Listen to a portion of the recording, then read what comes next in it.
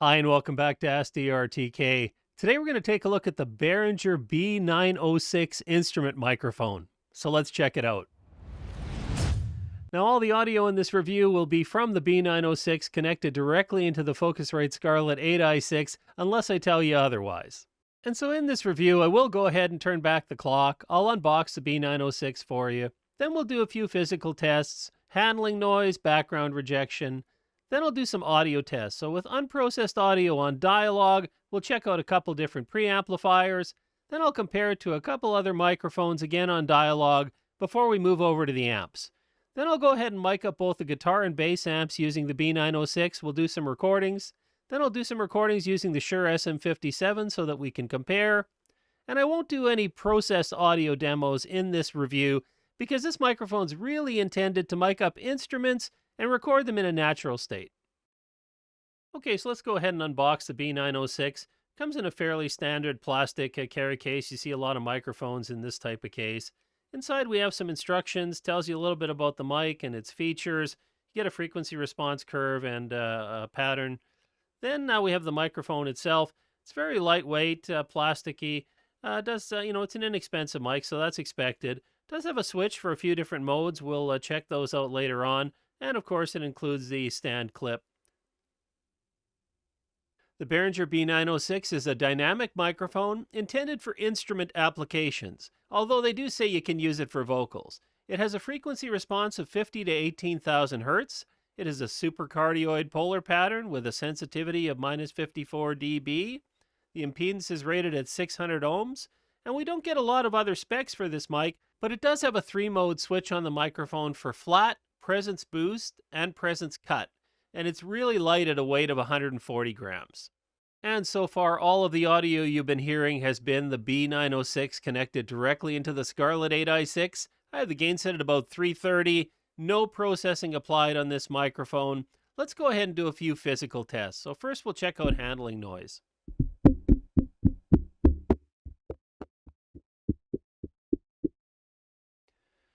And yes, the microphone definitely is picking up handling noise. I'm using the included clip here, and so there's not a shock mount. And again, I think this is kind of a realistic application. We'll switch over to the guitar amps later on, but let's keep going with a few physical tests here.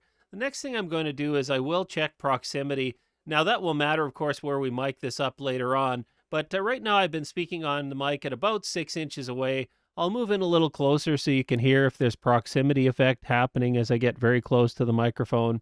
And then I'll back away again to about 6 inches, about 8 inches away, and now I'll move back to about a foot. And so this is at about a foot away from the microphone, so to give you an idea of how sensitive it is at this distance. I'll back up to about 2 feet. And here at about 2 feet, again, you can get an idea of the sensitivity. We have a lot of flexibility when we mic this up on a cabinet, certainly, but it'll give you an idea again of what the distant sound is like. And while I wouldn't normally recommend this microphone for vocal applications, we will go ahead and test it out for plosives. People, because. And as you could hear, it definitely picked up plosives. We can clean that up with a pop filter. People, because. And again, I think, if you had an instrument that was producing a lot of percussion that was in the form of wind and you wanted to use a pop filter, you could, but normally, again, this is going to be used for hanging over a cabinet or miking in front of a cabinet. Now, we'll check background noise. I am typing on a keyboard now, and it'll give you an idea of how much of that it picks up in the background. Now we'll go ahead and we'll test out the response using a few different preamps. So, of course, you've been listening to me on the B906 connected into the Focusrite Scarlett 8i6. No processing with the gain set at 330. Now we'll switch over to a tube-driven preamp. We'll plug the 906 into the ART voice channel.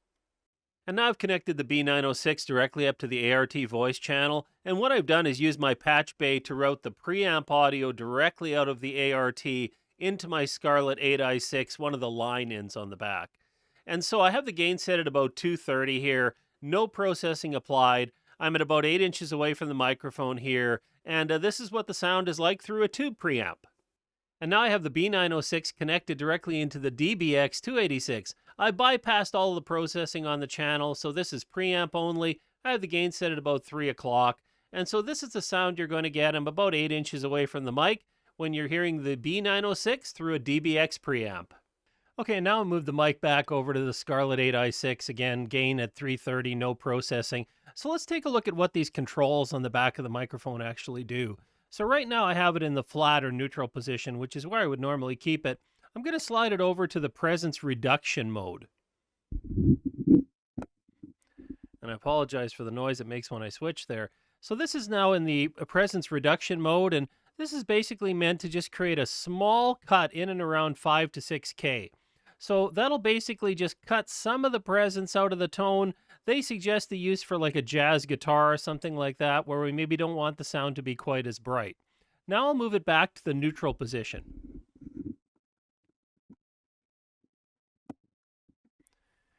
And here we are again back on the neutral position again, so no additional boost or anything from the switch. This is as flat a profile as this microphone gets. Now we'll go ahead and put it in the brighter position. Okay, so now we should have the bright position, which basically gives a small boost around 5 to 6K.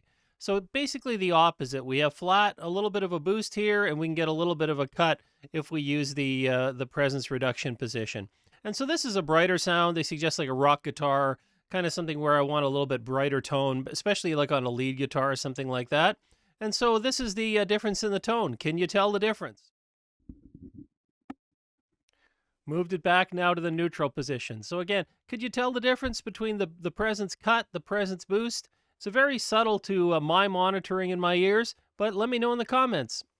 Now we'll just do a quick few microphone comparisons. I've got the B906 on the one side, and I have the Shure SM57 on the other side. I have both connected directly into the Scarlett 8i6. The B906 is actually set up at about 330 gain. The SM57 is about 3 o'clock on gain. Right now, of course, you're listening to me on the B906. Now I'll switch over to the SM57. And so this is the SM57. It's what it sounds like connected into the Scarlett. And just to give you an idea of these two microphones, both are widely intended to be used as instrument microphones. The SM57, of course, is a very popular mic. It's been legendary, if you will. Gone through many revisions, but definitely is popular for use, both in terms of vocals, but also in terms of instrument. Now let's go ahead and see if you can tell the difference. And so here it is. After listening to me on the B906 versus the Shure SM57, can you tell the difference? It'll be in the top corner so you can see which one I'm talking on. And because Behringer says that the B906 can be used for vocals, I thought it'd be interesting to compare it against another one of their own microphones, the XM8500. And so, of course, you're hearing me right now on the B906, and it's still connected into the Scarlett 8i6, gain as below. And so this is really the standard sound you've been hearing throughout this entire video. Now I'll switch over to the XM8500. And so this is what the XM8500 sounds like connected into the Scarlett. I have the gain here set at about 3 o'clock, so a little bit less than the 906. This microphone, of course, is fully intended to be used for vocals. It's a handheld vocal dynamic microphone. And so just purpose-built versus one that is kind of made for instruments and vocals, apparently. See what you think, if one or the other is better for sound of my voice anyways. Now we'll switch over and see if you can tell the difference.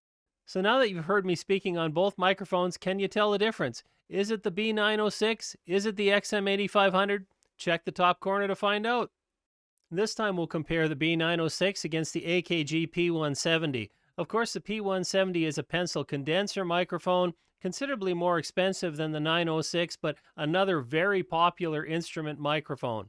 And of course, you're first hearing me on the B906. Now I'll switch over to the AKG P170. And for the P170, I have it connected into the Scarlett 8i6. I have the gain only at 11 o'clock because with phantom power, this microphone doesn't need as much gain as the B906. And so this is what it sounds like. Again, I think this is one of my favorite instrument microphones, especially for acoustics. But what do you think is the difference between the two? Let's switch over and see if you can tell the difference. And again, once you've heard both microphones, am I speaking on the B906 or is it the P170? Check the upper corner to find out. And for the final comparison, I thought I'd throw on the Shure SM7B, really popular studio microphone used for vocals, used for instruments. And so again, first here you're hearing me on the B906, and nothing has changed as far as the setup. Now I'll go ahead and switch over to the SM7B. All right, and now you're hearing me on the Shure SM7B. I'm not using a cloud lifter here. I have it just connected directly into the Scarlett 8i6. I have the gain at about 4 o'clock, trying to equal them out between the two as much as possible. So, and also not to give it any kind of an unfair advantage. This is the sound of the SM7B microphone that is, arguably 8 times more expensive, 7, 8 times more expensive than the B906. What do you think? Can you tell the difference between the two right away? Let's see. And so now, after hearing both microphones, can you tell the difference? Am I talking on the Shure SM7B or is it the B906? Check the upper corner to find out. So now that you've had a chance to hear the B906 through a few different preamps and compare it to a few microphones for dialogue, let's move over to the amplifier tests. And for the amp test, what we'll do is make some recordings using the B906. We'll also have recordings using the Shure SM57. We'll compare those. I'll have frequency response graphs of each microphone, as well as a direct recording into the Focusrite Scarlett 8i6. We'll start out with bass recording through the Ampeg BA108 bass amp.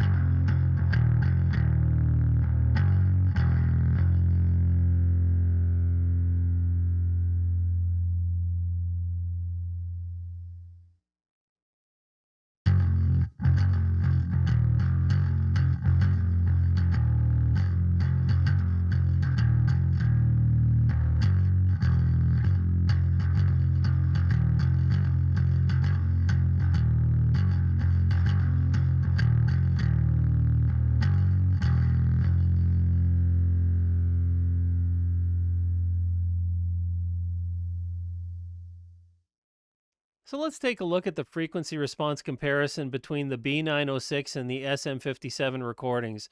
And I've also included the direct recording of the bass guitar into the Focusrite Scarlett 8i6, just so you can get a sense of what the original tone shape would look like.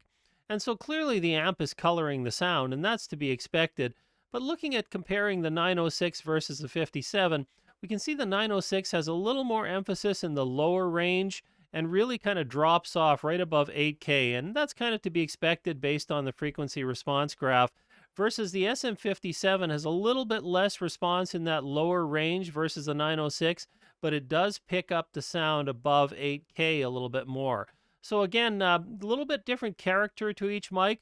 I think both of them provide a reasonable approximation of the sound, though. I think the shape of the frequency response looks about right when I compare it to the original recording without any amp in between, so the direct recording into the 8i6.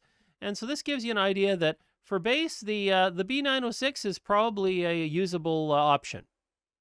Now that we've taken a look at the recordings through the bass amp, let's move the microphones over to the Fender LT50 model and guitar amplifier. We'll take a look at a recording made with the B906 versus one made with the SM57.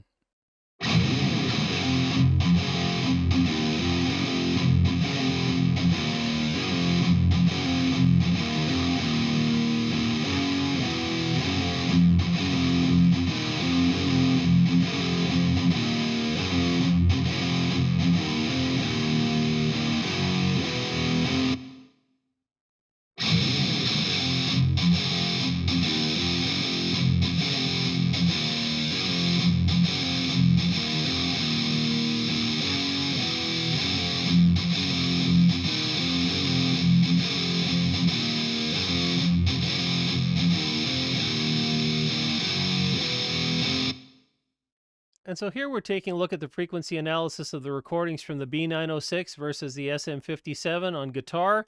And I've also again included the direct recording of the guitar into the Focusrite Scarlett 8i6. And we can see first of all that the amp again does provide some coloration. The original sound into the 8i6 definitely has some additional high end that's not present in the amp recordings. Also looking at the 906, we can see again that it has a little bit fuller low end than the SM57 does, whereas the 57 picks up a little more in the higher range of the response for this frequency. And again, that's to be expected based on the frequency response graph of the B906. But overall, I would say the shape of the recording of the B906 is actually very reasonable compared to the original recording directly into the 8i6. And that gives you an idea, again, that this could be very usable for miking guitar amps. I think we're getting a realistic approximation of what the intended sound was, given, again, the coloration of the amp. The SM57 has a broader frequency response range, and so it's maybe not as tailored to the range of the guitar amp itself, but maybe has a wider application. So again, I think the B906 here is a viable option for miking up the guitar amp.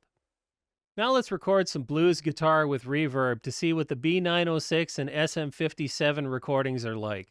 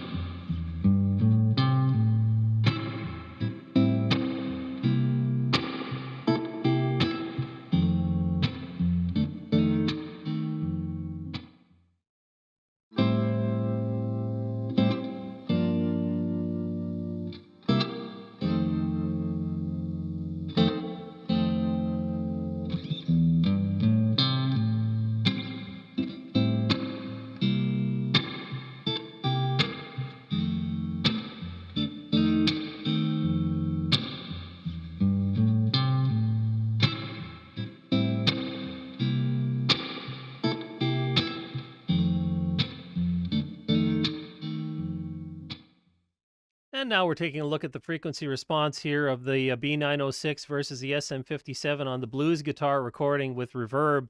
And you can see right away from the direct recording versus the amp recordings that using the amp with reverb is adding quite a bit of coloration and harmonics to the sound, and that's okay. Again, that's why we record from a cabinet instead of just recording directly into an interface all the time to get that flavor, that coloration of the cabinet. And so looking at it again, what I see here is that the SM57 certainly picks up a lot more in the high end versus the B906, again, as expected. The B906 has a little more in the low end, but not a big difference here on blues guitar versus the SM57.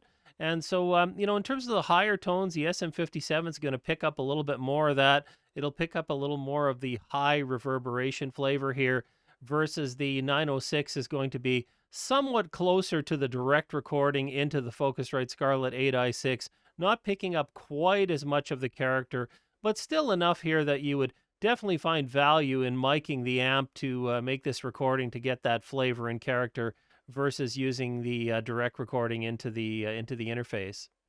And when it comes right down to it, the B906 is really intended for miking instruments and particularly amp cabinets. And so when I look at it that way, it certainly did perform well. It picked up the character of the amp cabinets when I compared it to the recordings using the SM57. The SM57 had a little more top end, a little more in the presence. The 906 had a little more in the low end. But overall, I would say, either microphone did a pretty good job of picking up the intent of the original sound with the character, the flavor of the amp. And for voice applications, I'm going to say you can do better than this microphone. Certainly even in the inexpensive microphones like the XM8500, I think they performed better for voice, certainly dialogue, and I believe the same would be the case for vocals. And if you're interested in audio gear, microphones, recording, streaming, check out one of the videos on the screen. And as always, thanks for watching, and I'll see you next time.